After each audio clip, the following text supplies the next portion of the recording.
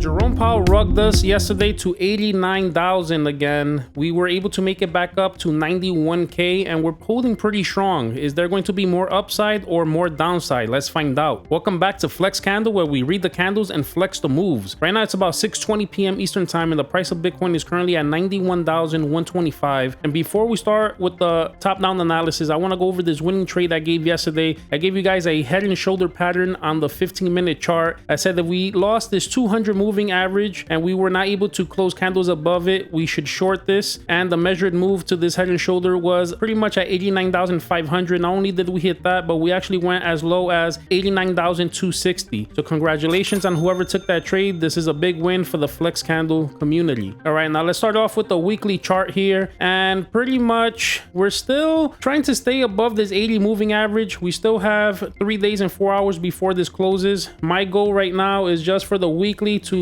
close above the 80 moving average. I'll be pretty happy with that. The stochastics are still dragging. We're still low. I'm hoping that we don't roll over again. Eventually, we're going to have to pop up on these stochastics, and that's when I think we'll make a move to the 50 moving average. I really think that we probably won't make it to the 50 moving average until it's under 100K. It's currently at 102,245. So let's see what ends up happening with that. On the 3-day chart, we see that the stochastics do look like they want to roll over. This candle does close in about 3 hours and 40 minutes, but we are still above the 200 moving average, which is very important. That's currently at 88,848. I feel like if we could stay above this 200 moving average, we have a shot to get towards this 21 moving average at 99,926. The 2-day chart, we see that the stochastics are still getting toppy. We still have some room here. We can always drag. We did touch the 21 moving average, so we could reject here at any moment. This candle closes in a day and 4 hours, is currently red. Let's see what ends up happening. On the daily chart, the stochastics are already toppy. At some point, we will be rolling over. We do have to maintain above this 21 moving average. The last two candles, we had wicks, which shows we cannot get above that 94K resistance here. We dropped down again to the 21 moving average. We're bouncing off of it now. As long as we can stay above the 21 moving average, we have a shot to go towards this 50 moving average, which is currently at 97,793. If we start closing candles under the 21 moving average, I do feel like this bear flag is going to play out, and this could send us down to about 70K. So we always have to be aware about that. And even if we do make it to 100K, we will still be inside of this bear flag. We would have to really get past 100K, maybe to like 102, 104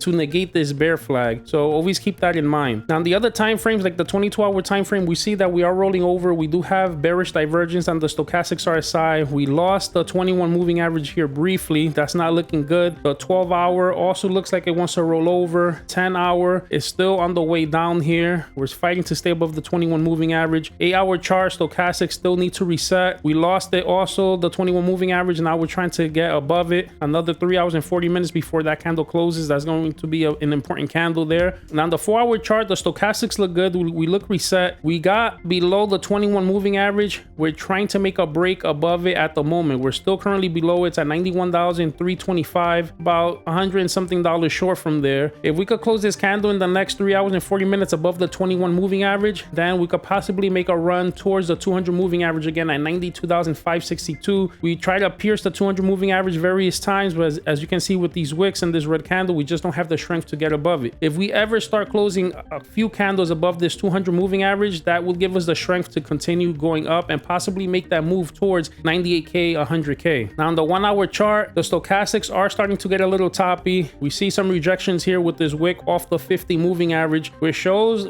that we don't have the strength right now to get above 91,500. With the stochastics being toppy, it's possible that we do get rejected and we start heading down towards this 21 moving average again, which is at 90,297. I do like this double bottom here though. This does show us some strength, like maybe we did bottom out, but we would have to fully reset this stochastics RSI all the way to the bottom. And if we're still above the 21 moving average, then we have a shot to continue going up. On the 15-minute time frame, you can see bearish divergence on the stochastics RSI. It looks like we're rolling over, and look, a lot of resistance trying to get above this 200 moving average. It's starting to look weak. It looks like we cannot get past 91,640. We do need to get above this 200 moving average in order to continue going up. So for right now, what I'm seeing is us possibly going sideways and trying to hold above 90K. If we lose this 21 moving average on the 15-minute chart, which is at 90,360, I would assume we would be getting more downside. All right, guys, so that's the breakdown. If this gave you clarity or a setup to watch, do me a favor, like, drop a comment, subscribe. And if you have a stock or crypto you want me to go over, drop it in the comment section. This is Flex Candle, where we read the candles and flex the moves. Catch you on the next chart.